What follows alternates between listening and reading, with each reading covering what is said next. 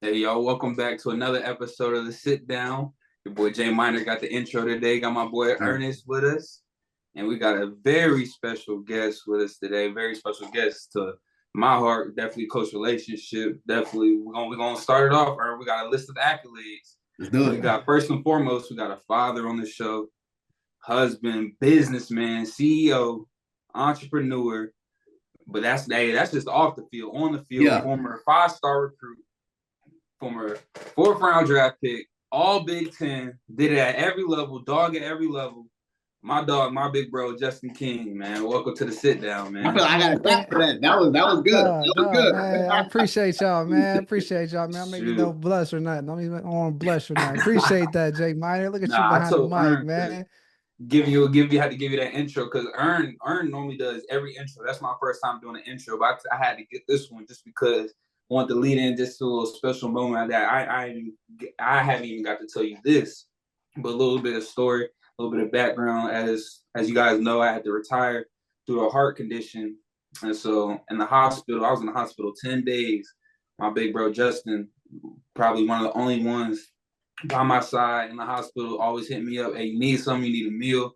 Going from the hospital was in Harrisburg, hour and a half away from campus, driving on his own, come check up on me while I'm in the hospital. Came 3-4 days, make sure I was straight in there. So from the bottom of my heart, I appreciate that, bro, because definitely was going through the worst time of my life, and just having someone who ended up was a big reason that I ended up getting at Penn State. Going through all that, being by my side, definitely got to see that life was bigger than football with that. So I appreciate that from the bottom of my heart. But hey, I had to get into that before we get into pod. But I know we got a lot of questions. But Justin King, man, appreciate Man, you hopping on, nah, man. man. Thank you, man. Man, that was my pleasure, dog. You know, this whole football ecosystem is tricky, and a lot of times, you know, even when you're working in a building, you get focused on like, oh, wins, losses, and like who can help you do that. And I just remember, like, just as a I always had affinity to the individual player, just knowing that you went through all the stuff to get to Penn State, and then for that to happen, you know, I got, a real heart for the player, and just making sure that you know you feel supported when it's going through. So I really appreciate you, you know, the words of appreciation from that. I mean, I know it was a hard time in your career, and I just wanted to whatever I could do to kind of bring some level of humanity to the situation because you know it's unfortunate, but at the same time, we're all in this together, and that's why, Bro, you know. So no, Need that more kind of guys leads like into, you you that know, care like that, man. That's for big. sure, Not a lot bro. of people have that. well, you know, a lot of people don't haven't gone through the player life cycle, right? The player life cycle is a very interesting thing, and you know, sometimes coaches, regardless of how far you go, but when you go through the whole player life cycle, I like to kind of compare it to the commodification process, right? Like where you coming up, like the player life cycle, you want to go to high school, you want to go to college, you want to go to the pros, but as that's happening, you're essentially turning into a product, right? And the first hit that you feel like dehumanized essentially is in college. Like when you get hurt and you can't really provide any more value to the situation. And then it's like, well, damn, who am I at this point? Or who Yeah. still cares? But these people still saying they still gonna be there for me. Not that a third, and always wanted, you know, young athletes, especially young black athletes, and they're like, yo, more than this, right? We could use Mm-hmm. sports to a career that we can bank on, and it's always from a base of like confidence and knowing that like you're not in this by yourself. And so just wanted to provide that, and you know that kind of segues even to my business, LIG Sports Group, Life is Good Sports Group, because that's what Mm-hmm. you know, we want to do this thing at the end of the day when you can kind of pivot and use your experiences, even in Penn State, not even playing now. You know, you can come through, have a podcast, understand what you got going on, building your ecosystem, all that. So yeah, it's a cool thing, man. Yeah, hey, we definitely gonna get into LIG, but before we do, we're gonna start all the way in the beginning. I know a guy like you being around the game early on, but what really attracted you and gravitated you to the game of football? Man, that's a good question, man. And to be honest with you, I got into football. I wanted to be a general manager first, right? So you know, Wow. my As a pops, kid, Terry he wanted to Smith. be a general Yeah, I manager. was gonna say, hold on, don't run So my, by that as a kid. no, so my background in football, my intro into football was a little different than most, right? Like my pops, you know, Terry Smith, as a coach at Penn State, associate head coach. But like, you know, starting off, he was a coach in like Hempfield and Duquesne University. So at that time, I was like a ball boy. So like, I spent more of my time like in the football offices before I ever even started playing football for real. Like that's what I enjoyed doing, right? Like setting up the field, putting up the board tags, like, you know, all those different things that you do in the building. Like I was doing that, you know, 7, 8 years old, getting paid on the weekends. So I mean, for me, that was it. So like my first couple of years playing football, I wasn't really that good. Like I played offensive line, defensive line. Like my pop put me in, like got me into the football. And I was just like, I'll do it. But like I'm doing it to show like, hey, I can play to get closer to this part, right? Like that. And then I started having like my third, fourth year, I started playing running back. Started paying me a little bit when I scored touchdowns. I was like, hold up. I think I'm faster than everybody. And then, you know, it got to a situation where it's like, I think I want to do this, but it was always with the mental of I wanted to be a general manager. And I thought playing, like being a player can like help me catapult that or give me legitimacy, right? Because, you know, as a young kid just running around setting up dummies and cleaning out the field, like that's what I genuinely enjoyed doing, just kind of being around the outskirts. And then it was like, oh, I can kind of play and do this thing. And so that was kind of my path into football. You talk about the path to general football being different. It definitely is different. You're definitely the first person I ever say you want to be a general manager. You ain't say, well, I want to be one of the best to ever do it. You ain't say that. You said a general manager. So then my thing to you is, so like what attracted you to being a general manager, like at first? Right. Well, to be completely honest, right? So like just a little personal. So like I met my like stepdad just like kind of like out, like going to a store one time. So I remember like being like 5, 6 years old, meeting my pops or whatever the case may be. And it was like, you know, you don't have your dad around or whatever case may be at the beginning. It's like you try to, like, he was giving me a lot of game. He showed a lot of interest in me. I mean, he was my stepdad at the time. And it was just like, yo, I wanted to be able to like help them, like help the coach do something. So I'm like, well, how can I help him do his thing? Like, and I just started looking. I'm in Pittsburgh, very football heavy city. And, you know, you start seeing like, oh, how's this thing set up? And I started to pay attention like at the draft, like, oh, like, who's the guy with the head coach?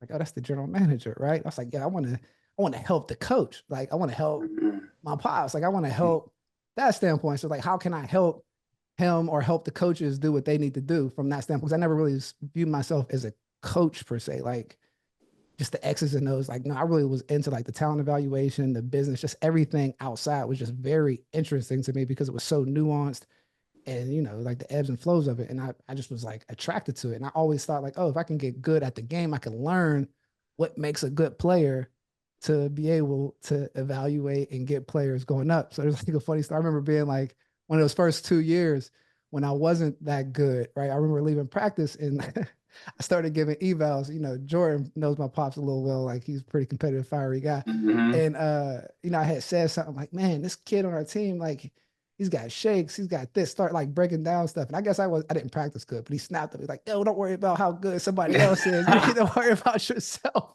And so I was like, all right. So in order for me to talk about somebody, I gotta be better than everybody. Like, like that's what it is. So like it was like my motivation to be like, I'm gonna try to be better than everybody so I can start talking about everybody or like helping from that standpoint. So like that was kind of the intro, 9, 10 years old, and it kind of, you know, flourished from there. And it also, you ended up being better than everybody. Ultimately, you ended up being a 5-star recruit, one of the best players to ever come out the state of Pennsylvania. But just in terms for you personally, because I always love to hear like the actual athlete's point of view. When was the point of time when you knew, 2-part question kind of, that you knew you separated yourself from the rest of the competition, and then that you ultimately knew the NFL was a possibility? Well, honestly, man, when I started running track, you know, football is a very isolated neighborhood type of sport. So, you know, I mean, I come from Pittsburgh where, I mean, you see, you know, I grew up, it's like, hey, they're talking about Darrell Revis down the street. Oh, Jason Taylor is right here. Oh, Shantae's like, there were a lot. LeVar Arrington was like the first player I saw, like when my pops coached at Hempfield, like in high school. It was like LeVar was the #1 player in the country. So like, I'm seeing that like, oh, the LeVar leap. Then I see him at Penn State. So I'm seeing this as like a 7, 8-year-old kid. Like, so like everything around me is football. So I'm like, all right, well, I mean, I guess we just kind of do this here. And like, if it works out, it works out. But when I started running track, that put me on a national scene, right? So we always used to talk about, you know, if you want to play at a high level, we always talked about percentages. Like if you want to go to a camp, you got to be in this percentage. You should always be dominating. But when I started running track on a national level and like getting out, like, you know, beating guys from Texas, beating guys from Florida, and, you know, track in that standpoint, and probably 13, I came in third, the USATF nationals in 100 meters. And like in that moment, I was like, okay, my speed is my speed is different and all these different, good things like that. And I ran 4.3, 4.39 going into ninth grade, and Penn State offered me a scholarship at that moment. You know what I mean? So like going into ninth grade. Going into ninth grade. So when I was running track, we had, me and my boss put together a plan. So I would say I was probably about 12. It's like, yo, this is what you really want to do. And like track was like the first piece of like serious preparation for what I wanted to do in football at a high level. So we started hitting the track and field heavy. And when I got on the national scene, I just felt like, okay, if this is a piece of it, like I understood the evaluation process, how important speed was. Like, I grew up, I'm a coach's kid. So like I was a good player, but I also, like I was always getting the behind the scenes information and stuff, or how coaches view situations. So I think when I ran at a high level in track, I was like, okay, I have all the prerequisites. Now it's kind of on me to kind of make this thing go. And then it was confirmed when, Joe Paterno offered me a scholarship going into my ninth grade year. So, and then it was like, all right, let's do this thing. Wow. Okay. That's wild. Yeah, it is. So yeah, I'm like, Jamar, I got a 2-part questions as well, man. So, got the high school 5-star player, you're from big Pennsylvania guy. So how did you end up getting to Penn State? Like how'd you get to that decision? Because obviously, I'm sure plenty of other people tried to get you to go somewhere else other than Penn State. So what was the I had 55 offers coming out of high school. So I had like the whole kit and caboodle. And the funny story is that I committed to Florida first. Man. Yeah, I committed to Florida in Gainesville. I committed to Florida on my visit. Went to the Lil Wayne concert, chilling with Lil Wayne, all that stuff. That's Carter one time. You know what I mean? It's funny. You see Channing Crowder and all those guys on the pivot, but he was like a dude that was like a host down there and all that.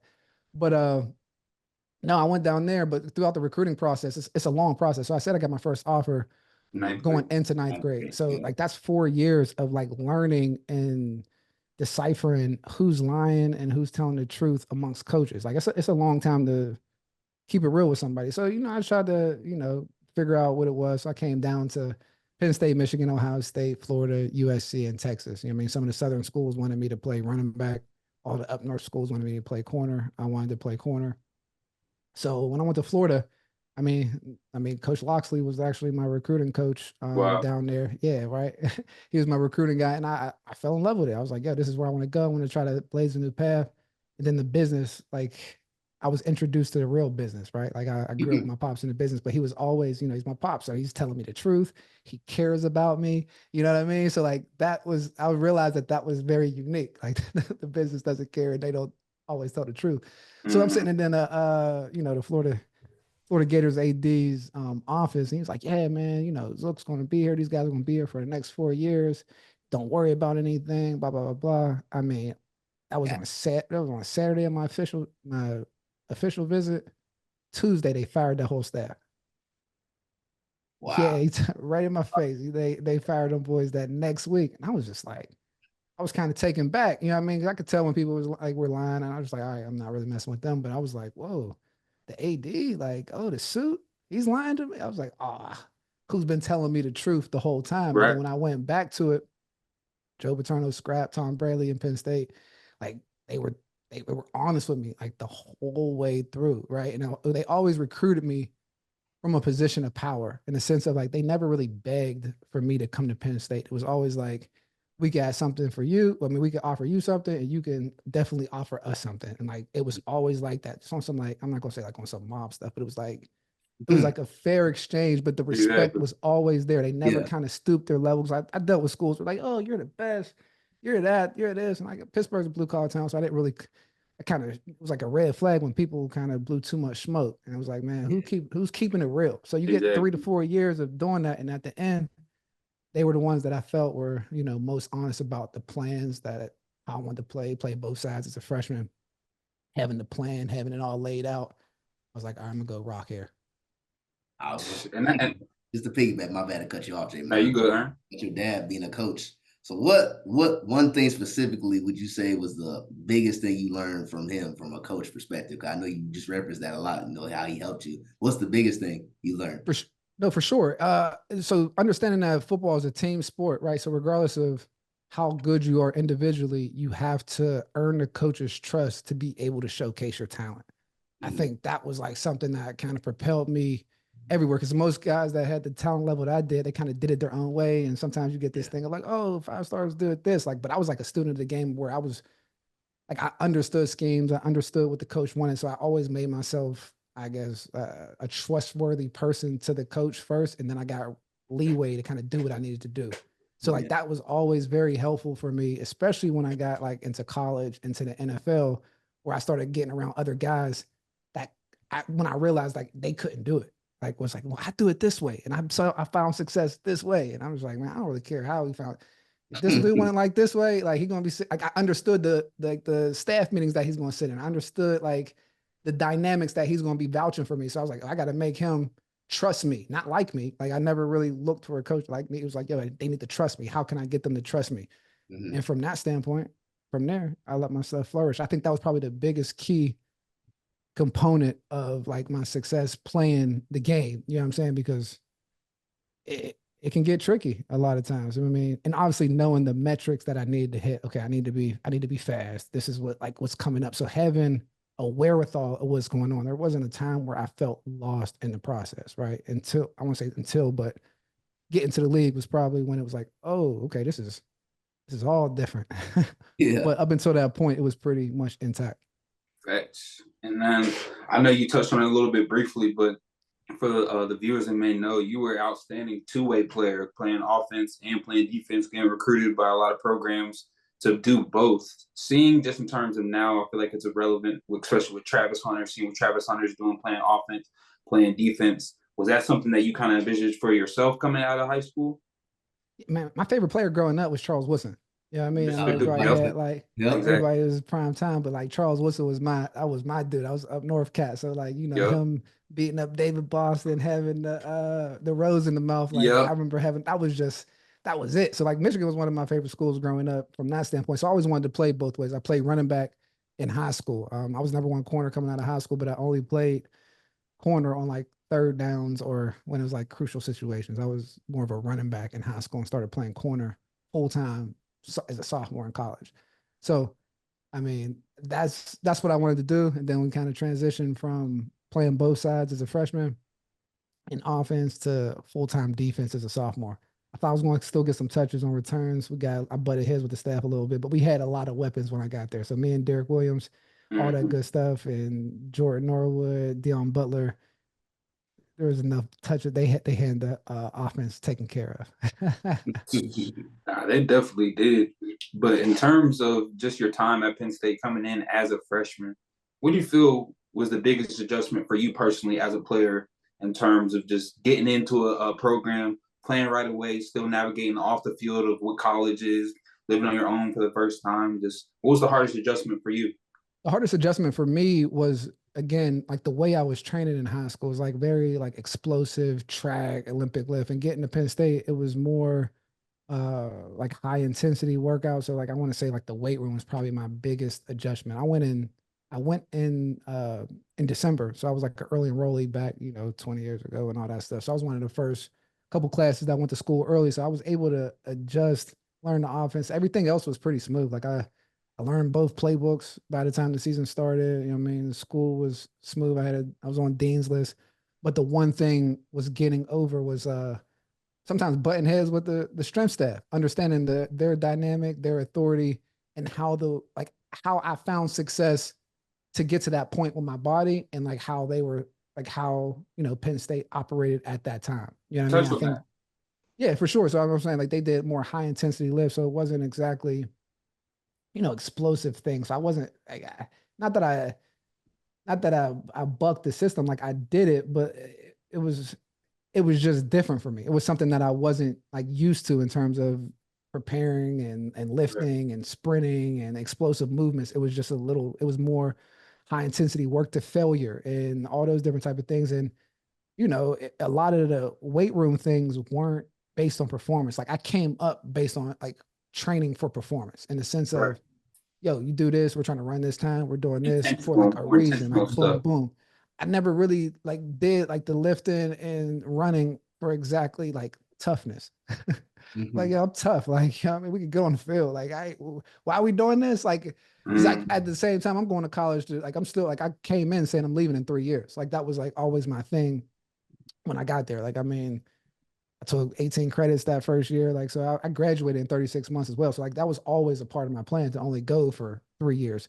So when we got there, I mean, I had I envisioned in my head how the development process would go, and certain things weren't exactly how I thought they would be. And I didn't, how can I say, I didn't submit to them the easiest.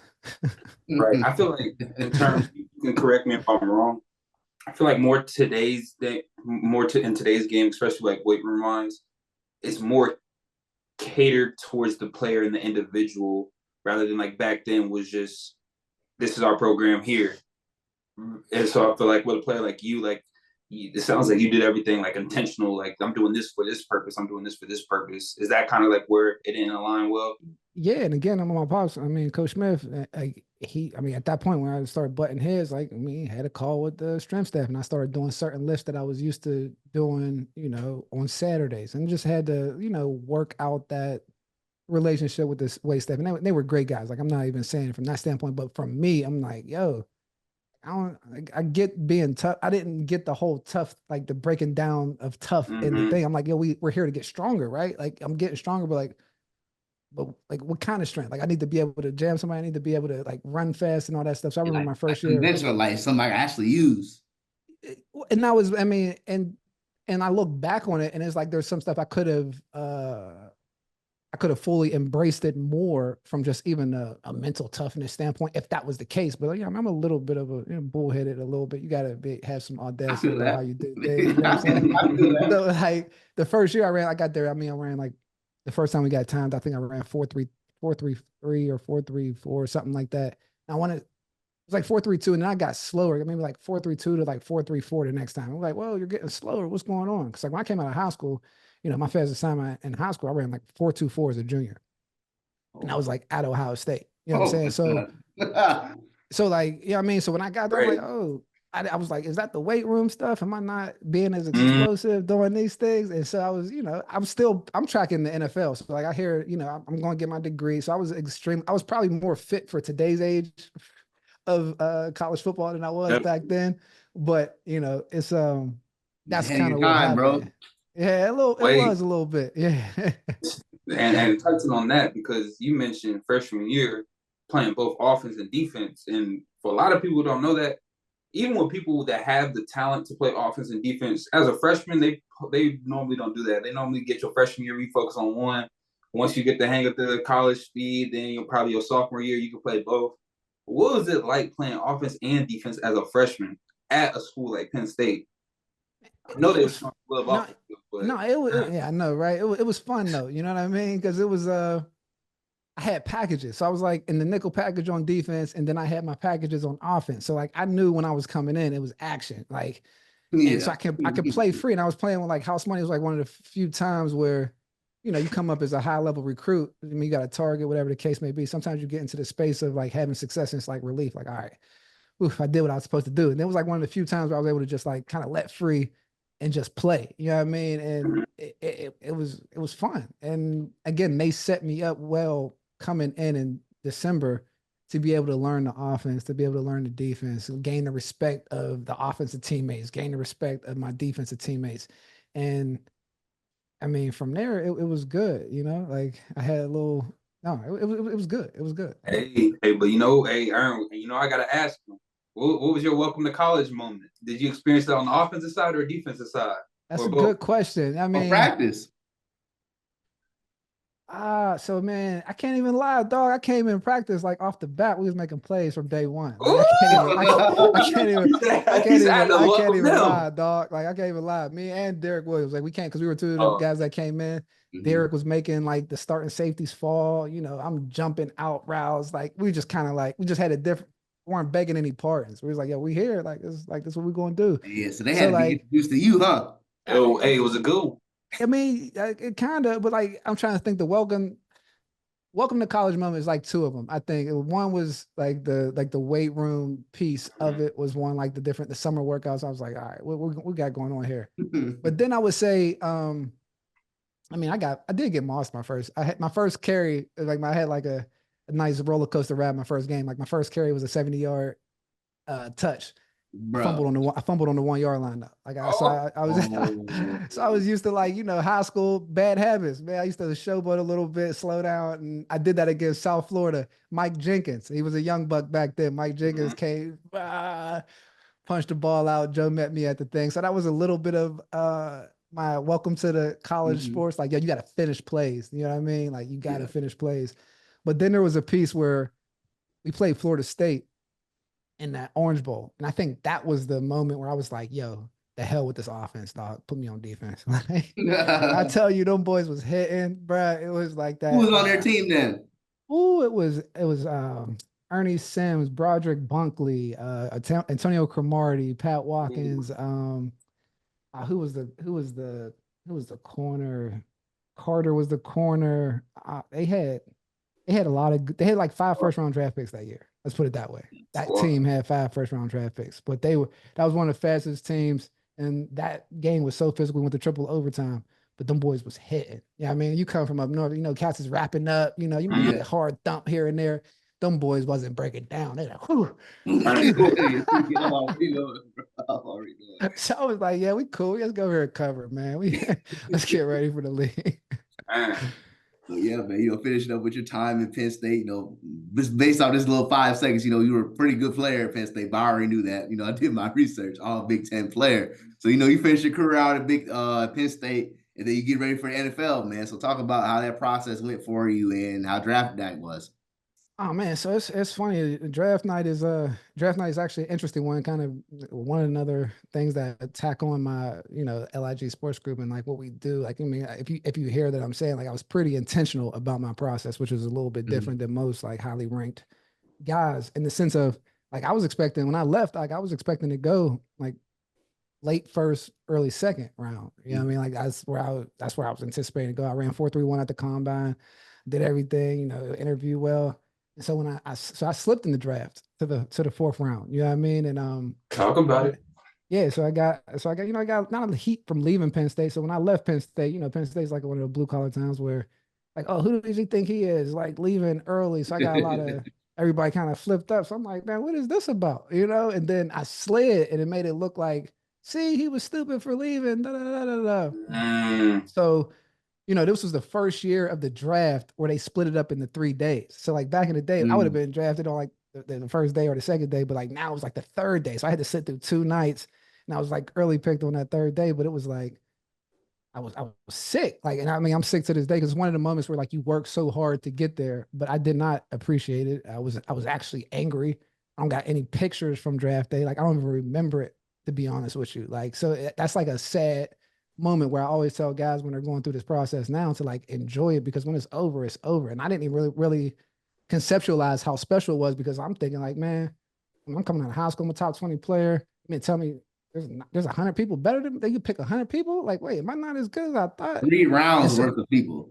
Yeah, I'm like, what? Like, when did this happen? So I was feeling the way. Like, I was probably heartbroken and did not enjoy the moment the way I did. And I regret that to this day. And like, again, life is good sports groups. I don't want any athletes to have to kind of go through those different things as you're going through the process. Because you talk to guys, and guys are stressed out typically the whole time. Like in high school, you're trying to get offers. In college, you're trying to get on the field.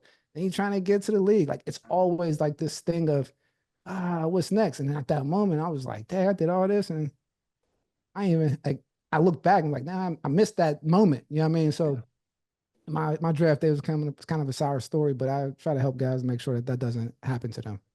Do you remember if there was any teams that you thought was going to pick you up, or I did. Like, was there anything or any rumblings that you found out like about why you slipped? Because especially like your resume, all Big Ten at that time, like Big Ten was definitely still is one of the premier conferences. Like, why do you feel like you slipped? So the thing that happened, one is, so again, this is like kind of the thing that when we were at Penn State, I learned this after. Well, I mean, helped or hurt a little bit. I got arrested after my sophomore year. You know what I'm saying? So there was a little legal trouble, but it wasn't like nothing crazy. But then, the way that we played back when I played at Penn State was a lot different than how like the defenses were played now. Like we side shuffled, like we were only playing cover three. Like we didn't show a lot of different things. I had, the speed and maneuverability to put things on film, but when you kind of lined up guys that were like, I guess, coached to play like technical DB type stuff, I was like an athlete in college, just like kind of playing corner.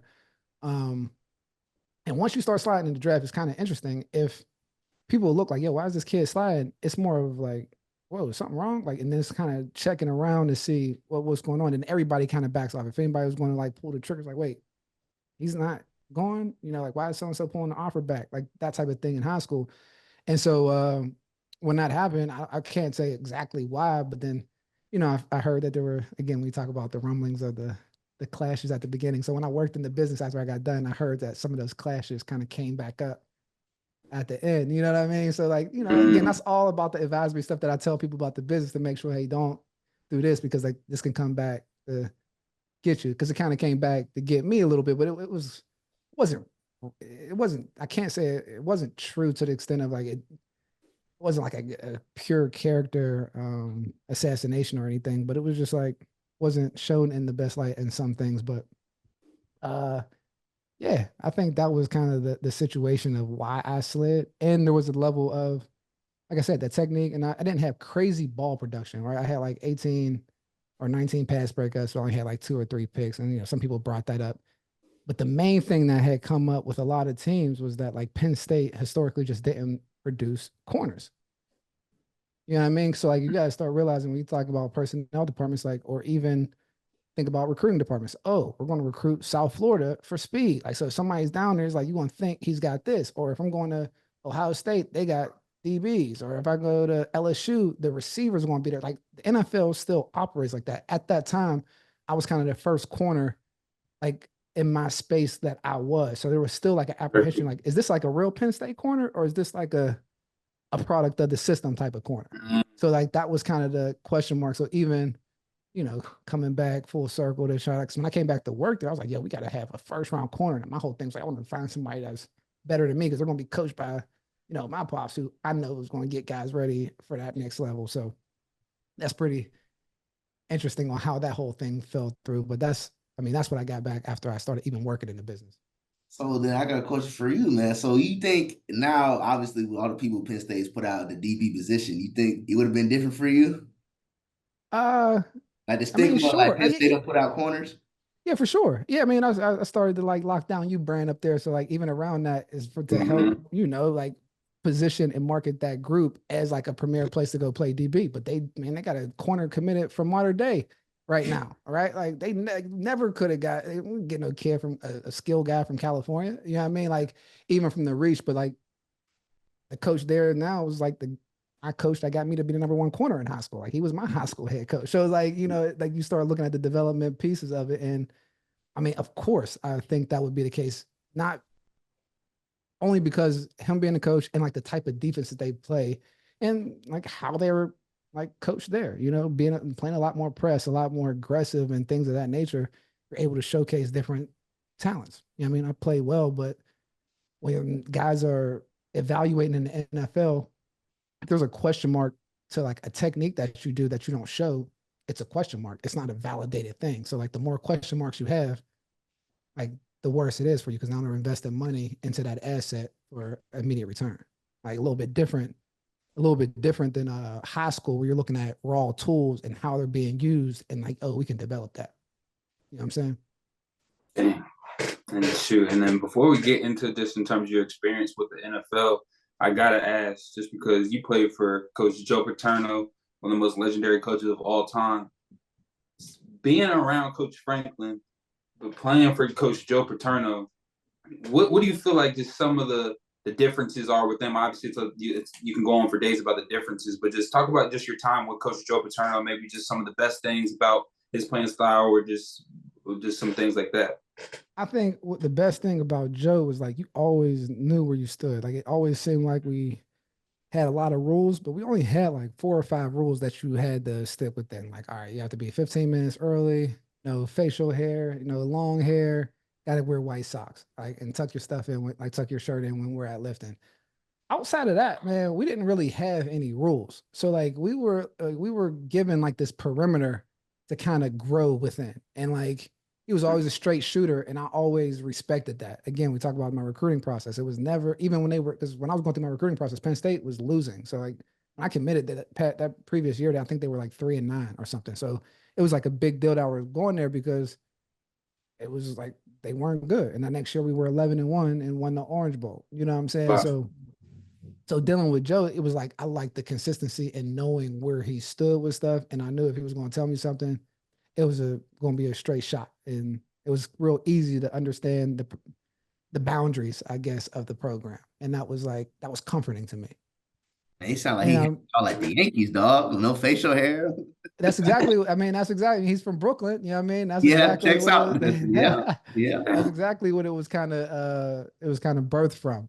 And then, I think James is just a more dynamic version of what that was at Penn State in the sense of being able to get different coaches. Like, just the whole ecosystem of football was different back then, right? Mm-hmm. Coaches weren't making $7-8 million a year. So like, it was like relationships. So we had a lot older coaches. We had guys that had been coaching together for 15, 20 years, regardless if you get complacent or not. It was just like it was just less turnover, right? And now, with the business of how it exploded in this day and age, I think James is a lot more dynamic than obviously Joe was, but it's also where he fits within the current landscape. And I would say like I'm trying to think of the differences.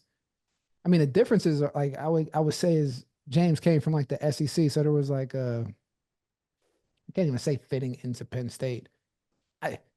He was like being compared to with something that was built for 60 years. So like when I was there was just like a way of doing stuff. So like me coming back, it was like there was this perception of what Penn State was that people might have tried to portray. And I'm like, yo, it wasn't really like that. Like cats weren't that clean cut. We just had clean cut looks. Yeah. You know what I'm saying? Like, so when I used to hear stuff like, oh, this guy's a Penn State guy because of whatever, I'm like, like he's actually more of a Penn State guy. And he was like, for real? And then you start hearing stories about like how our team was, and you'd be like, oh.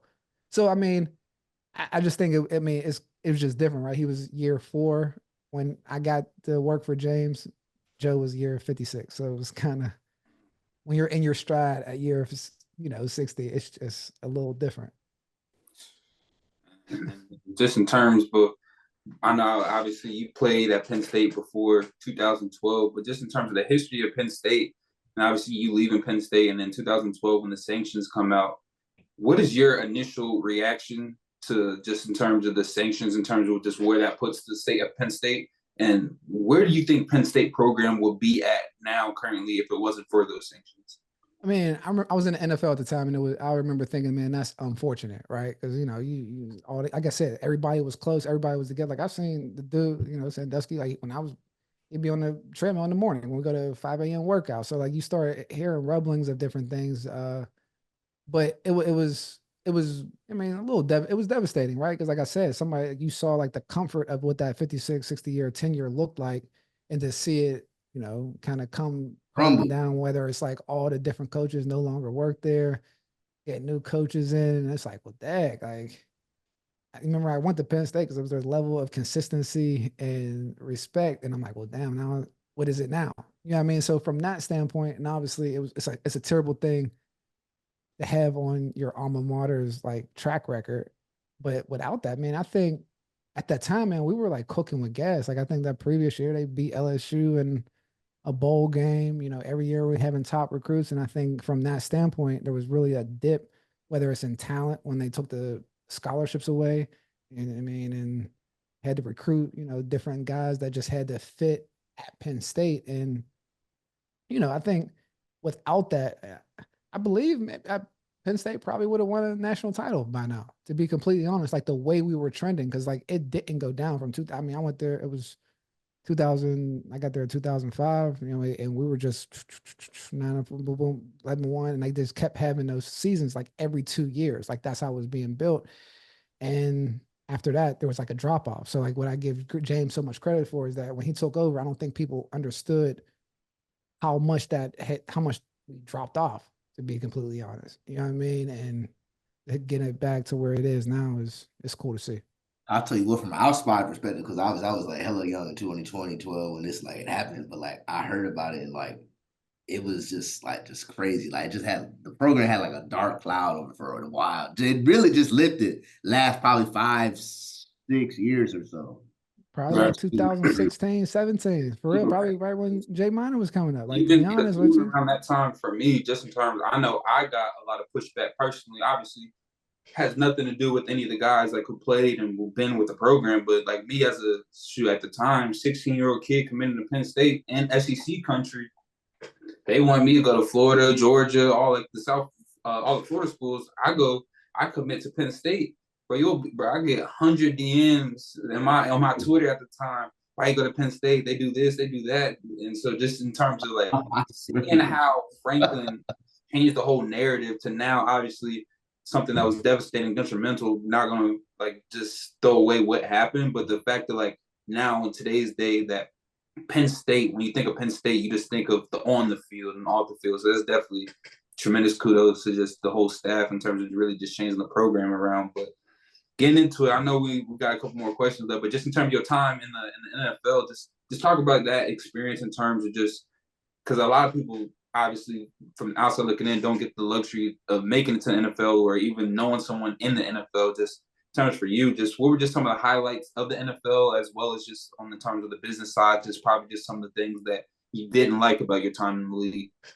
No, it's funny you say that because I tell people like NFL was probably some of the funnest time I had playing football. I remember I said, like playing without, I'm gonna say without a care, but just like kind of letting it go. Like when you make plays, like there was a long time where you're making plays and it's almost like, oh, you're supposed to, you know what I mean? Like, oh, you're just fast, or oh, it's just this. And it's like you get to the leagues, like you make a play, oh, this is real. Like we're top 1%. Like all this matters. Like, oh, you make a good play, like you celebrate, let your personality out. And I mean, the NFL is a great experience. That's what I like to say. Like it is honestly a great experience. And a lot of times, even I had a lot of injuries where, emotionally roller coaster, right? Like, oh, get the break, the starting lineup, mess my toe up. My rookie year, like again, I left early, slid in the draft, moved up the depth chart to being a starting nickel going to the first game, ruptured my big toe. You know what I mean? So I ruptured my big toe my first year in the league. And I'm sitting there like, well, damn, God, like, man, you get me all the way here. And now, like, you take away the thing that got me here, my speed, because you think my toe, like, that's all your force into the ground. So, like, my toe's still kind of messed up. So I went from like a low 4.3 guy to like mid 4.4, high, 4.5 type of guy. So I had to like essentially learn my body all over again to play in the NFL. So it's like getting dropped in the open water with a cramp, like, and there's sharks around. So you had to like figure out how to swim with it. So those type of things make it, those things make it a little difficult to play. And so like my injuries, I think were like the stressful pieces of it. I had a wherewithal of the business. So like when things happen, whether I got released or how people responded, I was kind of prepared. I was more so stressed out that I couldn't, I couldn't play at the level that I wanted to play without you knew you were capable that I was fully capable of. And it's like, oh, everybody gets hurt. And it was just like, out of all injuries, like my toe, like my big toe, like that's just like, So so I started having like hamstring injuries because like the way my toes, like why it happened, I started, my gait was different, and so I started having a lot of hamstring problems. So I would have a great 2 games. One thing break down, and the next thing is this. Yeah. And then the one thing I had to learn, I mean, I was still young, so I got in the league when I was 20. So like I was still young, and so like learning how to like take care of my body while the next week's like just doing all those different things to get myself to like to the health that I needed to be. I probably could have done a better job at that. And then I try to give myself a little grace, like, well, damn, you was 22, you was 23, you was doing what they said, but like you probably needed some more, or like whatever that may have been. You know what I'm saying? So started getting that later in my career, but you know how the NFL clock goes. Like I probably got it. I probably took me like 4 years to like figure out my body after the injury. Then I only had like 2 more years, and I got hurt, and then I wasn't going to, keep chasing the tryouts and stuff. So that was kind of it after year 6. Yeah, I feel that. And then one thing in your defense, boy, I used to have turf toe, and I used to think that's the worst thing. Rupturing your big toe, I feel you, dog, because people don't realize when your big toe not cooperating with you, running, playing DB, playing. Come on, man. That's all about react. Like, that boom, boom. And I'm like, it's like, yeah, that's a tough one. But shoot, yeah. just in terms of just after your time in the league, did so many things, working in the recruiting, on the recruiting side with Penn State.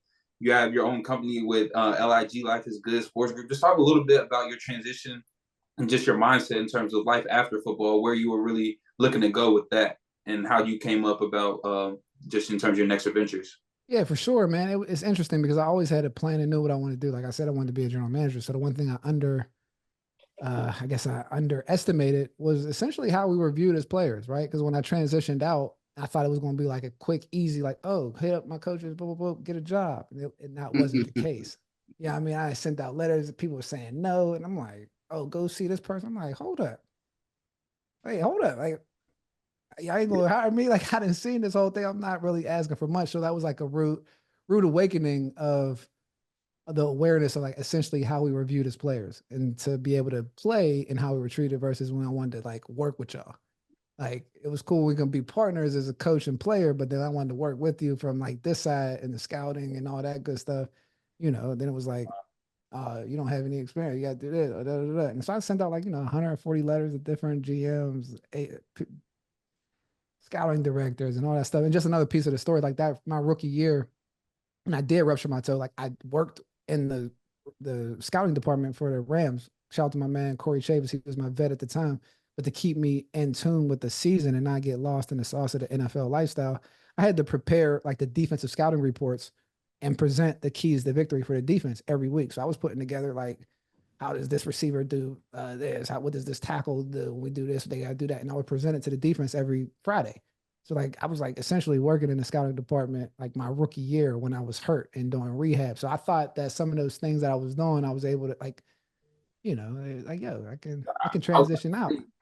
From my point of view, I'm pretty sure you probably feel the same, but I feel like in roles like that, experience is the best teacher. So having someone like you who has the experience at the highest level, what talent looks like, how and why, maybe you can touch on a little bit. Why do you feel that the athletes aren't the first ones to call in terms of that evaluation period? So I learned why, right? If I'm being honest with you, I ended up getting like an interview and stuff. And like, you go on these, these NFL interviews and do your thing. And what happened was like, I didn't finish the report. Like, you're playing, you talk ball you talk ball in the locker room, you argue and do all that stuff. And yes, I had the core competencies of learning how to evaluate, knowing what player made up. But it's a whole nother thing when you have to like, the job is to write the report down. Can you put those thoughts on the paper? And it's like funny because like, I mean, I had a hard time at the beginning of it and I didn't finish the report. So like I got it once I worked at the biz, like, oh, that's where I was getting this stuff wrong. Cause like when we did like the war room exercises, I was like really good at it, but they still need the reports. Like, there's a level of checks and balances, small, minuscule obstacles that you have to jump over, but sometimes you don't really know or prepare for when you're coming and transition out as a player. Now I see that because a lot of times a player do believe, yo, just because I play at the highest level, I can just jump into it. And that's not really the case. If you have some humility to learn the process of it, that's the case. So when I didn't get those 2 jobs, I went to an interview with the Tampa Bay Buccaneers and an interview with the Kansas City Chiefs. And when I didn't get those, I went, my cousin my cousin was a scout at the time, Chucky Fisher. He now works for Rock Nation, but he had like reports. He was like, yo, here's how to learn and how to write reports, blah, blah, blah. Then I ended up getting an internship with the Cleveland Browns working in the analytics. This is when analytics is starting to come into the NFL. So I was like evaluating games at home on my own, not working in the building, but like evaluating games and giving analytical grades to like maybe 30 different things per play for like defensive ends and receivers, right? Like, okay, where do they line up? They catch with their hands, with their body. Okay, what type of effort what kind of move did they use? And like kind of tracking all this data for players, just trying to learn that piece. So I went through this process of like learning how to formally evaluate and learning the business piece of that after I didn't get those jobs, have to have some humility. And then once I got that piece, and then I was like, all right, man, I need to get some different acumen. So I worked in corporate America for 2 years. I ended up working for ATI Physical Therapy and really breaking down, I guess, like that football ego that I think I needed to break down at that point. Because now I'm like a sales manager, territory director, and it's like, okay, I got to get this doctor to sign these scripts or to send their patients to us. I gotta humble myself and get this lady some Starbucks so she can set up this meeting. I gotta do this lunch, and so like just even building relationships, that was something that I didn't have that much experience doing. Because as an athlete, especially being like a top prospect going through the whole process, people came to me. So it was more me evaluating you. Like I never had to go and ask for anything. Like people were, hey, what about this? What about this idea? So it was never trying to solicit or even building like the understanding the value of relationships, because that's everything in sports is like a meritocracy. So you're told like, yo, if you're the best, you should just get it. And I realized really quickly that that wasn't the case. So I was like essentially heartbroken. Like, yo, I've been kind of lied to this whole time. Yeah. It's real different until you become an entrepreneur, and it's like, oh, it is back to a meritocracy. That's why I think a lot of players, if they can keep that edge, because I like went through this dip of like trying to work in the corporate America where it's like, I remember the first time I worked and this dude put a CC on the email after we had a conversation. I like approached him like, yo, like, you don't trust me? Locker room politics. Like, bro, like we talk, like, you don't got to put, would you CC in this dude? And then my man, my man Lydell was like, yo, that's normal. That's normal stuff. Like, that's just normal. Everybody covers their stuff. So I had to learn like all new politics in corporate America. And that was completely different than the locker room. Locker room's like, gladiator stuff. And then it's like, then you're being micromanaged. Do you know what I mean? But it was like a peer. You know what I mean? So learning that whole stuff and then coming back into football. And then I went back to Penn State, and that's when I was the recruiting coordinator. So I had that base of like, okay. Then when I got in the other side, I was like, oh, this stuff is even looser than I thought. And I started realizing. Start connecting.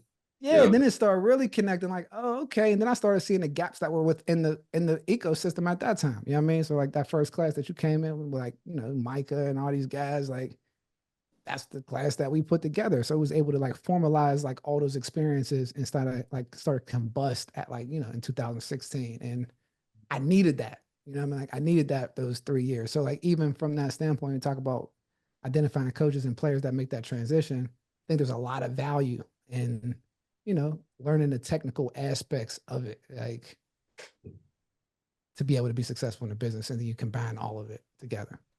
Got you. Nah, that definitely makes a lot of sense. I know, definitely got a couple more questions for you. I know we're just flying by in terms of time, but just in terms of your recruiting experience, I know definitely had a lot of guys you recruited and a lot of top talent you recruited, got to see firsthand. But with you being a former 5-star recruit, seeing 5-star, 4-star recruits coming in the door, what do you feel like it's a lot of things that play into it, but what do you feel is the biggest thing that plays into like the 5-star recruits or the highly talented guys not panning out or not being able to transition from high school to college? It's funny you say that, because I think you can see the guys that aren't that good that are ranked as 5 stars. Like you can see it on the film. It might be based on potential. It might be based on how they look, and they get early offers and different things of that nature. But like you get guys like Micah, for example. I mean, people ask the question like, "Oh, is he going to be a bust?" And like, I knew that like certain things, like Micah's personality, it's an acquired. I mean, it's an acquired taste sometimes for people, but like that's the only personality that I saw in the NFL. Like, and so you start seeing like his football character was a lot different, right, than a lot of guys. So when you see like a guy that maybe like doesn't play hard and he's just ultra talented and doing those different type of things, it's like, okay, is the sustainability there? But like, what I've seen from sustainable stuff in the NFL, like they operated. When I saw Micah, he played extremely hard, right? First, before that, you have to have the size and speed measurables to go along with it, right? Like he's big enough, fast enough, and then you're good at the game. And then it's just like how you play is kind of determining or predetermining how they're going to last. And with Micah, for example, let's use Micah and Saquon. Like they're completely different guys, but like Saquon was, a Rutgers recruit that ended up being much better than people thought he was. So his whole demeanor and how he operated was completely different than Micah. Like Micah was the chosen one, and Micah knew he was the chosen one, and Micah was like big dog. Micah was ultra competitive. Micah was Micah played hard. Like that's the thing. Like I don't think people realize. Like you watch his high school film, you know, Micah had some stuff in his high school recruiting process where he was kind of just he was a highly talented guy. So he got into some I want to say trouble in Ohio State or whatever the case may be, and they start questioning like, hey, what kind of talent or I mean, what is that? Like, what are we going to deal with this? I'm like, yo, this dude is like he's a great player and a great person. You know what I mean? Like that whole Penn State thing and that fit. And I'm like, no, this is actually the type of guys that are Penn State guys. Cause Micah's a fun loving dude, to be honest with you. He's just ultra competitive. Like, and that kind of exudes when you're like a bigger person. Like you're talking about that top 1%. And it's funny because a lot of top coaches haven't even been around that before. You know what I mean? So sometimes when you see it, it's like, oh yeah. Oh, what's that? Right? Like, and that's why certain schools collect a lot of them, and there's a lot of attrition where they get pushed out. But Michael never had any of the red flags of a bust. He didn't have any of them. He had all green flags from like a football standpoint. Like, and that's kind of how I used to view it. And I felt like that was from my time in the locker room. That's from my time, like I said, doing the scouting. That was like a culmination of all those things to be able to determine that. So it wasn't just like, oh, I'm a player, I saw this. And that's why I'm going to talk about my playing days now, because it was like a lot of the stuff I learned was from like the technical aspects and then adding my playing experience to fill in the pixels and the colorful aspects that people can't really see when you're like, oh, I'm competing against somebody. Do they blink twice? Like, is he scary? Oh, he's just running fast, but he won't bust it great. Like he ain't running through these tackles. Like you can start, you see certain things that are problematic at the next level. And when you've seen them and you see it in high school, it's like, oh, he ain't really tough. Like, oh, he doesn't really like to play. He just likes to run around. So like, there was a lot of guys like that we were recruiting. And I mean, I was like, oh, he's soft. Look at him kill this guy. I'm like, he running down. Yeah, hold up. You never seen somebody kill a guy. Like that's what I started realizing. And because the thing about football is like there's a lot of guys within that 50 to 200 range. Like once you get around that, like it's kind of hard to pick them apart. But that top 50 is one thing. But when you get into that like top 15, top 25, you start dealing with different cats. Like to be completely honest with you, like makeup, just how they're able to prepare. Like sometimes they're just special. And that's something that I saw when I got to the NFL. It's just like, I go to a locker room, it's like Steven Jackson, he's 6'3", 238, running 4.4. And it's just like, what is this? You know what I mean? Like, he wasn't a highly talented recruit. Like, I don't know why he wasn't, but he was, he's the first round pick and all that good stuff. But you just start seeing, like, what is in the NFL. And it's like, oh, it's like there's a lot of X-Men out here. Like, it ain't even, it's like apex predators all around. You know what I mean? And then that's what you start looking for from a talent identification process is apex predators, not necessarily good football players. Yeah, man. So then my thing is, all the time you spend in football around college, the pro game, and I don't know if you heard or not, but they're trying to put regulations on NIL, man. I just wanted to hear your thoughts. You feel like you're very insightful, thoughtful guy. I want your thoughts on possible regulations and rules they might put on NIL. I mean, it's probably needed at this point, right? You need some regulation just based on the situation that you see, whether it's like the Florida guy before, and I say regulations, not regulations on the free market. They need to have some type of like systems where like the school is paying like a part of the revenue. Like that's the regulation that needs to happen. Free market is free market. If guys want to give money, if people want to give money, like whatever, I don't think there necessarily should be too much regulation on that part. The school should be kicking up some of the bread that they're bringing in from the revenue to the players and just kind of operate like a normal professional league. I think that's the guardrails that I would suggest. But when it comes to NIL, it just kind of got hijacked behind like the collectives where they're just kind of essentially still commoditizing the player by raising money and just giving them cash, when really the whole point of name, image, and likeness is to like, hey, who's behind the helmet? Like, let you get your value for who you are. So when you do transition out, it's not like, oh, this is a nameless, faceless person. It's like, no, this dude did this, that, and the third. He's into this. So you can build a whole new resume now in the NIL era. So like, that's what I always thought that was very beneficial, working with different companies. And maybe they don't pay you, but maybe you can work there and you can work on these different things. Or maybe you do a marketing deal with this group and you can, and for the payment, you can learn about this, whatever you're interested in, you can get ahead of that curve to get that experience that I talked about that I had to essentially kind of catch up on when I got out. And that's me wanting to be a general manager and working in football and still being like, oh, okay, I need to prove these certain things that you even see that I'm doing this, like that you trust to bring me on because like your job's on the line. And I started to understand everybody's motivations in the whole situation. So from the standpoint of NIL, I think the regulations just need to come from schools need to kick up some bread. And, I don't know if you can put a cap on the collectives or free market money. Are you saying you suggesting they tend to be like, so the school play them like employees, like they on payroll and kind of thing? Well, revenue sharing in the sense of from the conferences, at least. I mean, with the TV money and the media rights and all those different things, yeah, they should pay them like a salary cap, and pay the players where they fit. 100%. I believe in it personally. I've seen it help people tremendously. But 1,000. To piggyback off that, now go back, flashback years ago to when you're coming out of high school, high 5-star player, highly recruited, and you got NIL. You think you still going to Penn State, or are you going to chase that money somewhere else? So it's funny. I mean, I made my demands like when I came to Penn State. Like I got, it was like not cash, not cash, no. But I didn't like I never stayed in it. Like I never stayed in a dorm room. You know what I mean? At Penn State, like I moved straight into like the apartments, like picking out your number. Let's just say I was things were taken care of. It was real NIL, right? There was things you knew how to maneuver. Hey, you want some gloves? I might be able to kick you some gloves, get something back. That was a little bit, like it wasn't like, like the SEC stuff where them dudes is offering 10K, like, cause Alabama was doing stuff like that, how much to get on campus. I'm at the All-American game and my man, I don't know if you remember Fred Rouse, he got like a little $10,000 little brick of cash. So you start seeing that stuff. So it was like Penn State wasn't moving like that. But back then it was so taboo. And again, I'm a coach's kid, AD's kid. So it's like, oh, these cats is breaking the rules kind of. Yeah. You know what I mean?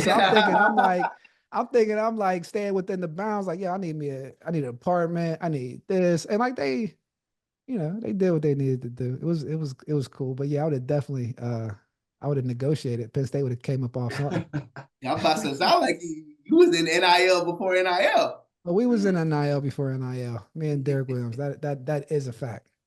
I definitely respect that. But I know we about to transition to a little segment that we got to wrap up called the Sitdown Stumpers. Just got a couple questions, some tough questions, or maybe some easy questions, just some questions that we got to make you think. So whenever you're ready, we're gonna knock them out. First one, going back.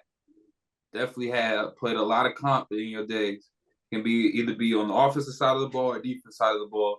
What guy do you feel like gave you guys the most problems in the game, or who do you feel like is the best player that you played against during your football career? It can either be high school, it can be college, it can be in the pros. What's that one guy that gave you the most problems? Okay, that's a good one. College, Santonio Holmes. He was probably like the best I think that like I played as a freshman against Ohio State. And then in the NFL, I got two. It's like it's actually three. So one, Percy Harvin was he was a mo. Like he was tough, dog. Percy was tough. Deshaun Jackson always had you on your heels. But from like the whole game standpoint, Anquan Bolden was just nasty. He was just nasty because you had to tackle him once he made the catch. He was trying to block you to the ground. I played nickel, so we played them in the division in the Cardinals. He was just a very good football player in everything that he did. You know what I'm saying? So that was just bring your lunch pail every day. So he was probably the toughest person. But I mean, I got Aaron Rodgers his first year, and I remember him stepping onto the scene, and we were like, "Yo, what is this?" Like at one point, I was like, "Yo." There was a time in my career where people asked, like, yo, who's the best player you ever played against? I was like, yo, whoever Aaron Rodgers is throwing the ball to, like Aaron Rodgers. Like, so it's like different things, but like those are the ones that like stick out to me the most that were like, yo, those dudes had some stuff to them. Yeah. And then shoot, going into the next one. What do you think was a tougher environment for you guys as a team? At Ohio State or at Michigan during that time? Ohio State. I think Ohio State. Easy one. And then do you feel like that was the best road environment that you got? Wisconsin's a tough road environment. Y'all good. I just gotta get this right here. Bet. And then hey, going into the last one, because I know you was a little bit ahead of your time playing offense, playing defense, but just in terms of you as a player, is there any guys that you've seen in today's game or within the past couple of years that you feel that you could see yourself in? Say that one more time. Were there any guys that's currently playing or within the past couple of years that you could see yourself in, or any guys that you've seen like play that kind of mirrored like how I played, kind of? Mm-hmm. Oh, that's a good one. Man, not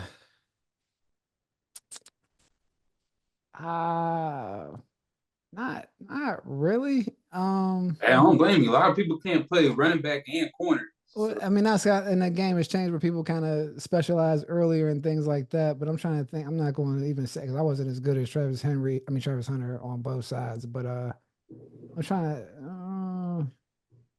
Who? Damn, that's a good one, dog. At Penn State or just all over?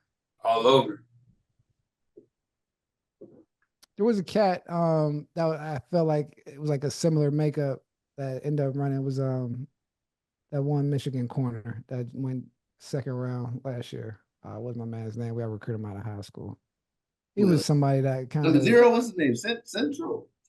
Turner. DJ Turner. Oh, DJ Turner had some like stuff like on how he got the ball and different things of that nature. But like I touched the ball a lot. So I mean, no, I'm gonna have to say no. I haven't seen anybody that was kind of like me. Yeah. I can respect it. And then I was a poor man. I was a poor man's Travis Hunter. Poor man. But during your time recruiting, who do you feel was your toughest get, or who had the toughest recruiting process in order to land them? That's a good one. I want to say Micah. Micah was tough. Why was his process so tough? Because I know it was a little bit. Because I was everybody, at the time, and I was saying he was a silent commit. Then he was at O State. Some stuff happened there. Like what was tough to land Micah? He's polarizing. You know what I mean? Like you see him on talking with what's it called? Like he's polarizing, and everybody doesn't like polarizing, but like the value that he brings on the field is undeniable. So me as a personnel guy, it's like sometimes it's internal fights and you're still recruiting. Sometimes it's external fights, you're still recruiting. But he was silently committed to Penn State early on, right? Like early on in the process. Then he decommitted. Yeah, but I'm trying to think. Was Micah? Yeah, between Micah and no, probably Micah, because I was like fresh into it and all that stuff. Because once I started like the recruiting process, like they already had some history with Micah, so I kind of was jumping in the middle of it. Once I started like targeting guys early, I mean, I think that was kind of my benefit because I knew how to build a relationship. You had the recipe, the formula. Yeah, so like like the Joey Porter Juniors and the Briskers and all those. Like I didn't think they were necessarily hard. You know what I mean? It was just keep it real with them, and they were from Pittsburgh, so I kind of knew like the background and what makes them tick, what they would be into, what not into. Most Pittsburgh guys ain't into the whole fluff scene. I mean, back then they weren't anyway. Yeah. But little shot at the youngins now, but but no, that I think probably I have to say Micah. I have to say Micah was. Yeah, that's a tough one. And then last one, just because I got you on the show, you was a part of my recruiting process. Penn State was my first Power 5 office. I would like to hear from someone behind the scenes. What made y'all come get me out of Florida? Because at the time, I think it was just Amani, but I feel like Amani's situation was different because he was committed to Vanderbilt with Franklin. But like at the time, like Penn State wasn't coming to Florida. Like what made y'all come in Tampa, come get me? You were a possession creator. You knew how to get the ball. Like every time you had interceptions, you were returning punts, and that was always the things. Like, yo, we needed people that created turnovers, right? And like you fit that billing. And so from that standpoint, not to say that everybody can fit it, but you had just a smooth game and how you played and how you operated. And it was something that we needed at the time, right? We're just having more dynamic corners, right, coming into the building. And that was what kind of attracted us to you. And then when we talk about the evaluation, we talk about the infrastructure being the eval. So like seeing your family structure, seeing, your pop's relationship and like just the whole situation. It's like, okay, this is something we can operate with because, everybody can't fit within Penn State. Like not every player in Florida can fit in Penn State. We can't go to Dade County. Like even if we got a kid from Dade, he might not last for 3 months ever at Penn State. You know what I mean? Like it's just the culture of the business, man. Like, but it was like finding that right fit, and you were one of those guys that fit, and you had the athletic and playability to go along with it. Hey, I just had to get that up before we go, man. But hey, Ern, I know it's about that time of the interview. Ern, go ahead, bring us home, man. Indeed it is, my brother. Indeed it is. But hey, man, big shout out, man. Justin King, get on the show with us, man. Just appreciate you getting on. But the last thing we're going to leave you with, man. So, all these people you done recruited, played with, played against, people who do you think will be the best person to come on our show? The best person to come on this show, I think you guys should get Brisker, man. I think you guys should get Jaquan Brisker on the show. He had a pretty cool process. I mean, coming out of Lackawanna, he was probably one of my favorite. I mean, no, Jay, you one of my guys, but like Brisker was probably one of my favorite recruits. Like when you said like who was the toughest, Brisker was like probably one of my favorites. Him and Daquan Hardy, they were probably some of my two favorite recruits. Just like the mentality in which they went through the process, because he was a little bit behind the 8 ball at Lackawanna, and he was just so hungry, man. Like driving himself up, like the way he was competing at camp, like just the way he operated, like everything that you see in the NFL now, like he came with that energy in high school, and he wasn't there. And I knew his story from high school, and him, like how he got to Lackawanna and the different trials and tribulations he had to get to. And he was one of those guys that saw the reality of the business. It almost slipped away, and like he got another chance at it. And I was like, oh, this dude ain't gonna let go. And so like he was probably one of my favorite ones. I would like for you guys. I mean, I would say bring Brisker on so he can kind of tell his story to where he's at now, because I think it's extremely impressive. Definitely something in the works. But hey, Brizzy, you heard that, man. My work, Mr. Chicago's own, definitely gonna love that one. I need that. Definitely appreciate you hopping on, my big bro, Justin King. Respect. Pleasure giving us the game, chopping it up with us. And so, hey, y'all know what to do, man. Like, comment, subscribe. Yes, sir. Out. Respect, fellas. Appreciate you. Yes, sir.